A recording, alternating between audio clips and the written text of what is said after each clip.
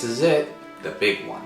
We've come quite a long way since Lara Croft's debut on the PlayStation, or Sega Saturn, whatever, and overall we've seen that the Tomb Raider series is able to create some decent games. Damn good ones, I might add. Sure, I may have not liked Underworld as much as Legend and Anniversary, but as a whole it's not a bad game by any means, and it has its fans. But now let's end this marathon by looking at the latest game released so far, simply known as Tomb Raider. Okay, so the reason as to why this game is such an unimaginative name is because this is in fact a reboot of the Tomb Raider saga. It seems that quite a number of video game reboots lately love to use the same name as the original, and I'd like to know why. But anyway, so now the Tomb Raider series is starting over, and I'm honestly not that surprised. I knew it was only going to be a matter of time before Tomb Raider had its turn to be rebooted. When the trailers were released in 2011 and 2012, a lot of people, including myself, were pretty skeptical about this game, mainly because of one thing: Lara's new personality. The trailers gave us the impression that she was going to be a lot wimpier than the Lara Croft we all knew and loved, as well as one other thing that I'll talk about later. It also didn't help that the gameplay trailer made it look like that was more about surviving rather than raiding tombs like in the goddamn title. And we weren't really that far off. It also didn't help that this game got delayed in late 2012 and wouldn't be released until March 2013. And as we've seen before, the last delayed Tomb Raider game ended up being total garbage for most people. So, an exact reboot of the Tomb Raider franchise. Does it fill in the shoes of its very well-loved trilogy, or does it end up changing too much and pissing off its adoring fans? Let's find out by examining Tomb Raider 2013. Oh, and bear in mind, I'm going to be spoiling the plot rotten, so if you haven't played the game yet, then be cautious. So we see that Crystal Dynamics makes a grand return from the trilogy, but assisting them are the Final Fantasy makers themselves, Square Enix. Oh great, that means Tomb Raider is going to eventually turn into an RPG, isn't it? The game begins with Lara settling in on her cruising team's journey of finding the lost kingdom of Yamatai, which is in the Dragon's Triangle, east of Japan. But the ship they're in splits into two after an incredibly violent storm kicks in, which leaves her washed ashore on a deserted island, which later in the game you actually find out is the land of Yamatai. Shortly after, she gets knocked out and hanged upside down in a cave. But it doesn't take her too long to get out, and after going through the cave for a bit, she manages to make a large explosion, which causes it to collapse. Whilst escaping, Lara's captor tries to reel her back in, and well, what was the point of that guy? As soon as Lara gets out of the cave, she looks around the island to find anything to help her survive, as well as searching for her shipmates. Eventually, she finds her best friend named Sam, along with a lost man named Matthias, who any person that has seen a survival or a horror movie can immediately tell is gonna be the bad guy. It is here that we are told one of the main plot devices in the game that involves a sun goddess named Himiko, who is said to control anything that stands in her ray of light. Like probably a majority of the players, Lara falls asleep in the middle of Sam's story, and when she wakes up, she finds both her and Matthias gone. Not long after, she comes across most of the other survivors again, with two of them still missing, leading them to split up and search around. I'll go with her. No, let me. Yeah, I want to go with Lara. No, I want to go with Lara. Okay, let's go with Lara. Come on, she's recruited. I'll take care of her. I mean, come on. As they continue to look for the missing person, Lara and her partner eventually see that there are inhabitants on the island, who will proceed to capture and kill any outsiders they find. Somehow Yamatai is also preventing you from leaving by creating violent storms, which when using air travel to escape is extremely risky. Around the second half of the game, Lara locates Sam and sees that Matthias had kidnapped her and is also the leader of a savage religious cult known as the Solari Brotherhood. The ultimate goal of the game consists of three things: finding your shipmates, escaping the island, and figuring out how the storms are coming about and the Solari's motivations, which, let's be honest, is pretty damn obvious. Like Tomb Raider the Angel of Darkness, the gameplay is a little bit different to what we're used to at this point. Lara still controls like she did in the trilogy, but we're no longer able to perform acrobatics, which honestly I kinda miss. Instead, we can now move and aim and shoot from an over-the-shoulder perspective like in other third-person shooters. There is a dodging and rolling mechanic, but I kind of find it a bit impractical to work with.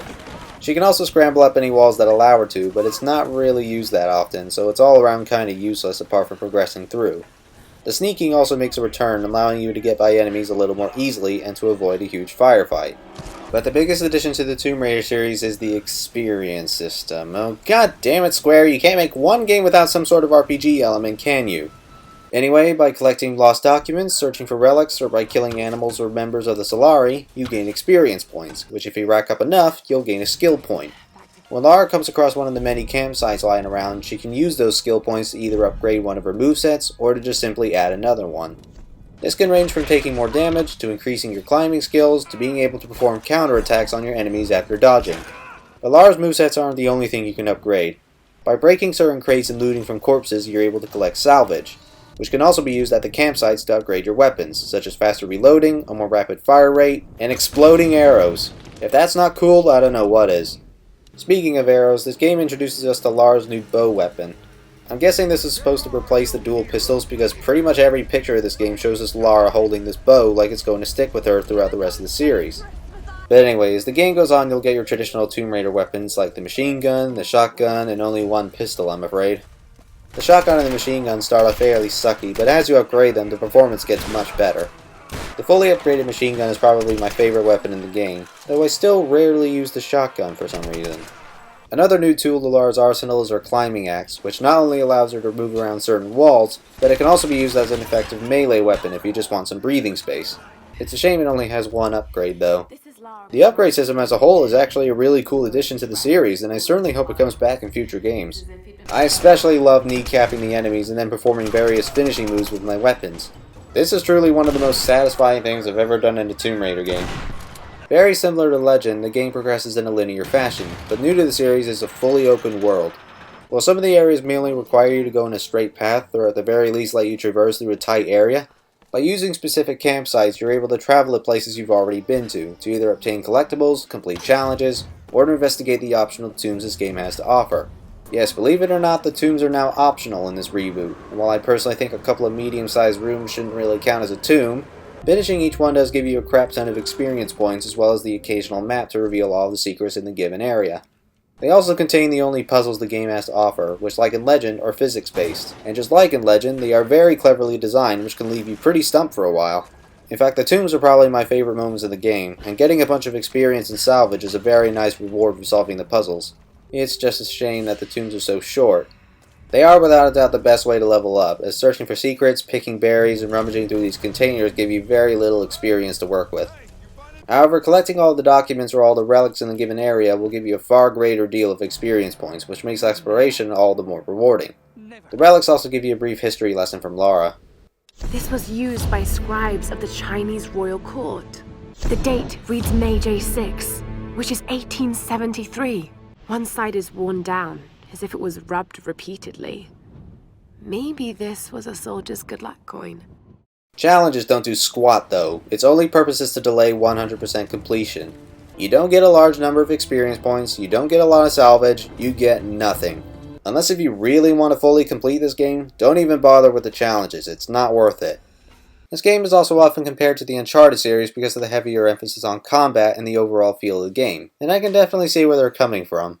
There is a lot of shooting involved in this game, and particularly in the script events, it does feel a little like Uncharted, which I can personally get down with. Wait, so we have Uncharted games that were inspired by the Tomb Raider games, and now we have a Tomb Raider game that was inspired by the Uncharted games. Wrap your head around that. But if there's one thing that's seriously wrong with the Uncharted games that for quite some time made me not enjoy the games as much as I do now, is that the cover system was awful. You either got stuck on the walls you didn't want to be in, or you would start rolling off of them when you were just trying to get out of cover, and thus gave a bunch of enemies the opportunity to shower you with bullets, leading to some seriously frustrating deaths. The Tomb Raider probably has the best cover system I've ever seen. All Lara does is just crouch down, which will allow you to position yourself against terrain no problem. She doesn't stick to the walls, she doesn't have a blind fire option, no. The only thing you need to do when shooting behind cover is just press the aim button, and letting go of the aim button will put her back behind cover. All third-person shooters should take one big note of this. Hell, Naughty Dog's already learned their lesson and added a much improved cover system in The Last of Us, so if they can do it, then surely other companies can too.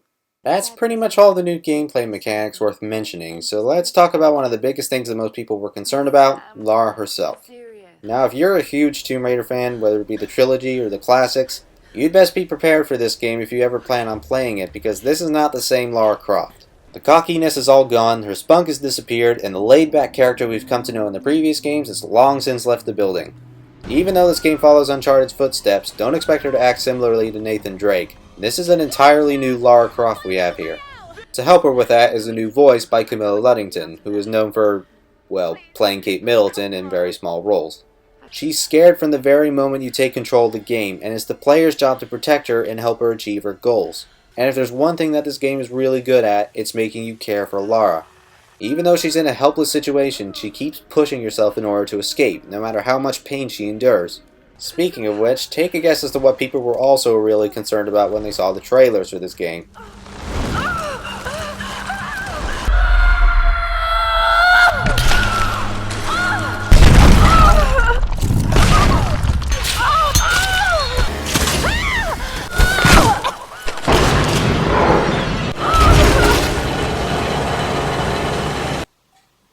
This game really hates Lara Croft. I mean, Jesus, talk about overkill. How much more could she possibly suffer? It's a wonder that she's even still alive. I'm convinced that no other person would survive what Lara goes through in this game. But like I said, it does make you admire her bravery as the game goes on. No, I'm not going to bother saying if I prefer the Lara Croft in this game or in the trilogy, because A, it's a reboot, and B, they have two completely different personalities. But Lara's not the only thing that's changed. The tone of the game, like in Angel of Darkness and Underworld, has been totally darkened. Forget any amount of whimsy or lightheartedness you thought there was going to be in this game. Now it's all edgy and deep. In fact, this is probably the darkest game in the Tomb Raider series so far. I suppose you can either love or hate this, but for me I can excuse it because it's a reboot. Still though, it does feel a bit strange after just playing through the classics and the trilogy. You know that feeling you get when you watch a Daniel Craig Bond movie immediately after watching one with Sean Connery? It's very much like that. Now even though the game is enjoyable overall, that doesn't mean it doesn't have its share of problems. Oh no, trust me, this game has problems, and unfortunately they're pretty major ones. Firstly, let's face it guys, the story is extremely cliché. It's just your typical nutty religious cult story with a mix of a survival movie. There's nothing original. I mean, it's not bad or anything, but it's the fact that we've heard it a million times before, both in a good way and a bad way. Okay, yeah, the stories in the other games weren't exactly literature masterpieces, but they still gave you the feeling like you were in an Indiana Jones movie. Now, escaping the island might be a nice objective to do, but it still doesn't make the story any better. Again, it's not a bad narrative overall, but just don't expect anything grand or epic. Secondly, there are also a couple of plot points that go absolutely nowhere. Here's the most commonly talked about one in the game, where Lara's just about to make her first kill. When she first comes across the Solari, she gets tied up, but manages to start running away, after this guy idiotically left her and just simply told her to stay put. Eventually she gets seen in her hiding spot and proceeds to kick his ass, probably because for quite some time people thought this guy was going to rape her. After bringing his guard down, Lara succeeds to untie herself and grabs the enemy's gun to shoot him in the head. She then starts to have an emotional breakdown, which at first is quite a powerful scene, but then every other enemy she kills after that leaves her mentality perfectly unscathed. I had to kill some of them. I had no choice. That can't have been easy.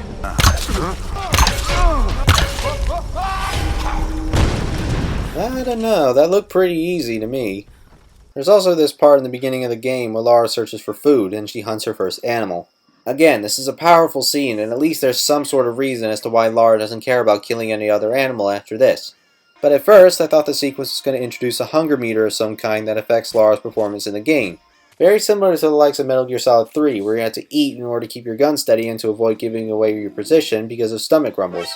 But nope, as soon as Lara finishes this deer, she doesn't need to eat again, which is absolutely bullshit, especially when you see her manage to get through a day or two without any food later in the game. Thirdly, while sneaking behind enemies and strangling them and putting the climbing axe through their heads works fine, there will be times where you just want to somehow take out enemies from afar undetected. That's where the bow comes in. It's supposed to take out enemies silently, and there could be a small chance that it might actually work, but for the most part it does jack all to keep you stealthy. Say if I come across two enemies and one of them stands right behind the other. You can clearly see that the guy at the front isn't looking at the other guy, so I naturally decide to kill the person at the back. But as soon as I do so, the guy at the front hears this and sees his buddy dead. In real life this would probably make sense, but in a video game it totally defeats the purpose of a stealth weapon. And what doesn't make sense is that either these guys eat a crap load of carrots, or they have to have the greatest eyesight in the entire freaking world, because no matter how well hidden you are, if somebody sees one of their buddies dead, they will instantly know where you are and try to kill you, which pisses the everlasting shit out of me. How do these guys see me so well? Is it really fair to die in this game because the enemies have freaking X-ray vision? In other words, don't even bother trying to sneak, because it's almost impossible not to get caught. But fourthly, while Lara herself is easy to connect with, especially as the game goes on, the same can unfortunately not be said for the side characters. I mean, good God, these are some of the most flat-out unlikable and uninteresting companions I've ever had to have along for the ride. Let's start with Sam, who happens to be an ancestor of Queen Himiko, now referred to as the Sun Queen, and is also good friends with Lara. Really good friends. Her only role in the game is to get captured. That's literally all it is, just to get captured. You could replace her with Princess freaking Peach and there wouldn't be that much of a difference.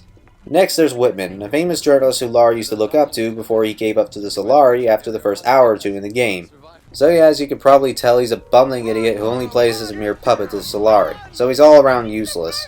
Then there's the Scottish chef Grimm, who, well, doesn't really do a whole lot. I mean, he sacrifices himself in order to save Lara in the middle of the game, but I can't say I feel for the guy. But the worst of the bunch has to be Reyes. Throughout the entire game, all she does is smack talk you and try oh so very hard to make it look like that this whole entire thing was your fault. Getting lost on the island, losing friends, she thinks it's all Lara's fault. She doesn't explain why, she just wants someone to blame. And even when she suddenly becomes concerned for you near the end of the game, the damage has already long been done. Well, some of the documents do provide a little bit of backstory for each of these characters, so maybe reading Reyes' may make me like her more. I know you want me to ease off Lara, but I'm hard on her for a reason. No one else could get away with steering the Endurance into the Dragon's Triangle without at least some hard evidence.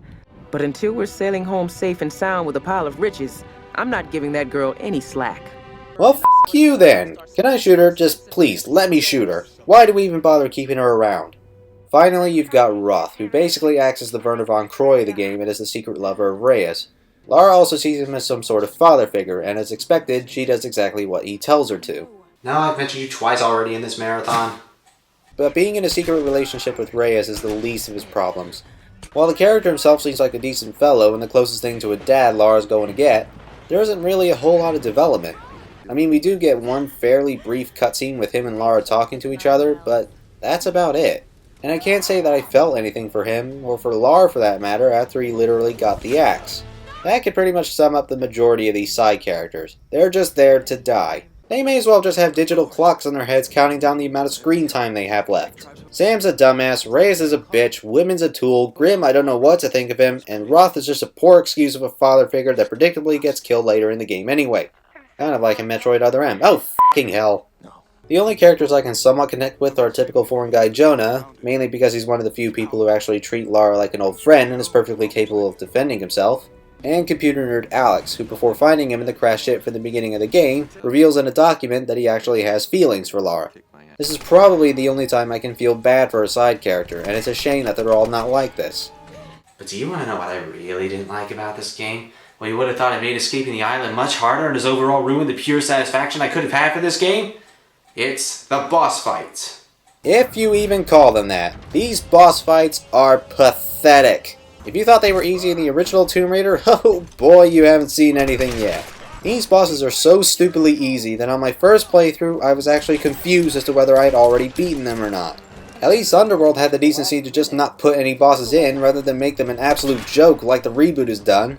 What happened, Crystal Dynamics? You made some truly incredible bosses in the trilogy. How did you stoop so low to making these mockeries? My only guess is that they were going for a more realistic feel, but if that's the case, why do you suppose most bosses in video games have health bars? So you don't beat them in 2 seconds like with these guys. Okay, I think I've said everything I needed to, so let's continue with the story. I really need to figure out a way to rephrase that.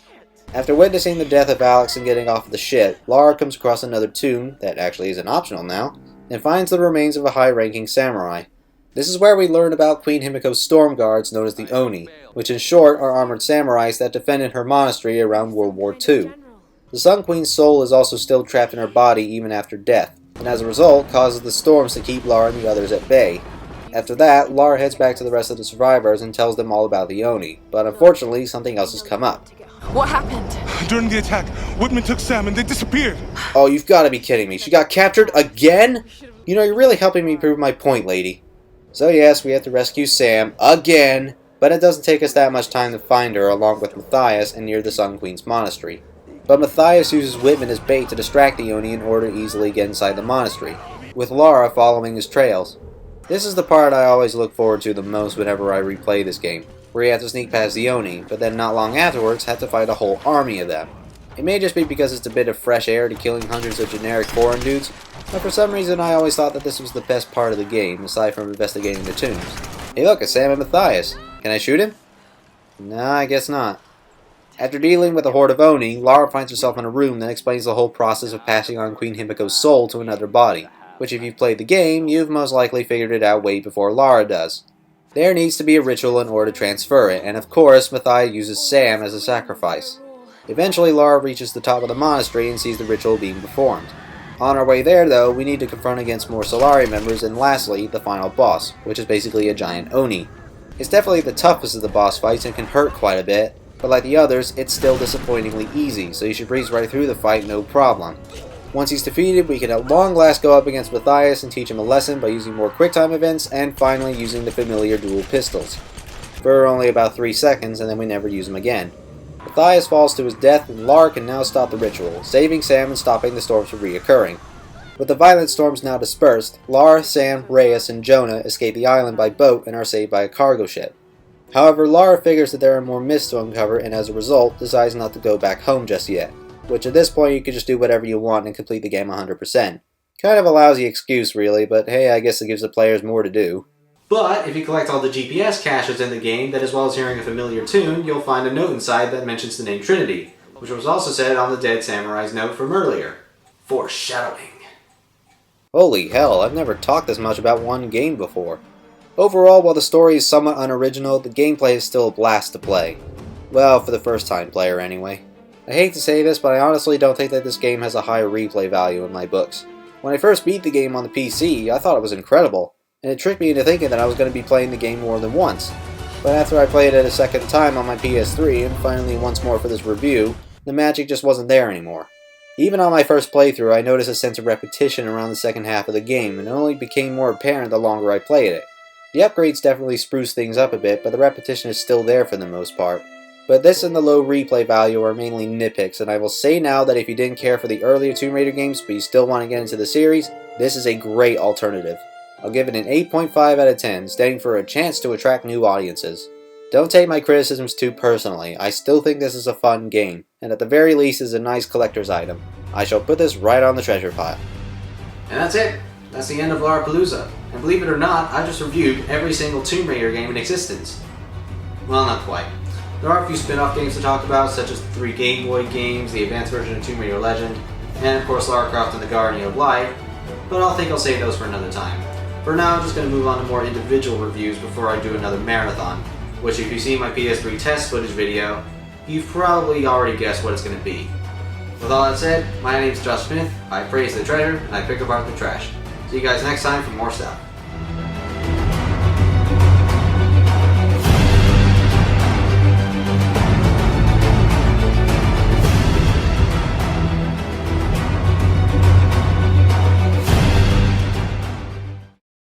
By the way, the QuickTime events are a hell of a lot more frequent now, so bleh.